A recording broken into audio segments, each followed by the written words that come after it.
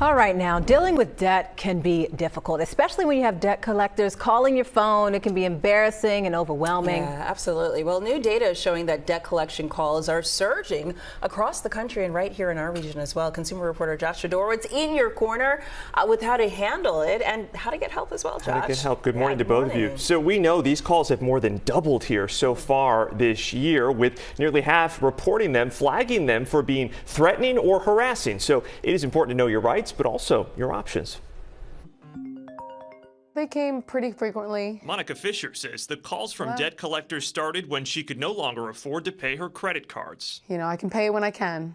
That's what, I would tell them and then hang up. Just, feeling so stressed out, so overwhelmed. The teacher and Delco mom of two racked up more than $16,000 in debt on cards she said were carrying 27% interest rates. I'm getting, all the kids' things, clothes, some toys, groceries for sure. How easy it just put it on the card. As credit card debt nationwide nears a record $1.2 trillion, debt collector calls are surging. FTC complaint data analyzed by Numbers Barn shows consumers reported more than 112,000 debt collection calls in the first quarter of this year. That's a 150% increase over 2024.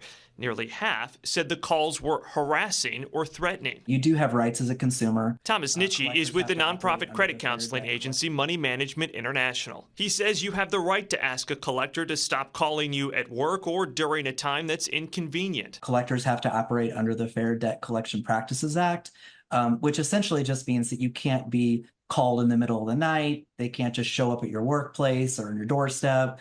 They can't threaten you with jail time. They can't harass you. If you get a call from a debt collector, he says never confirm personal info over the phone until you know it's legitimate. Ask for verification of the debt. Legitimate collectors are required to provide proof in writing. Figure out how old the debt is. Each state has a statute of limitations for how long you're responsible for it. And then you can decide how to deal with it through options like a settlement or with the help of a credit counseling agency. Then I felt, That's the route Fisher took. MMI consolidated her debt and negotiated a lower interest rate, ending those calls and putting her on track, she says, to pay it back within a few years. There's steps now. I can see that amount going down, which is definitely a good feeling.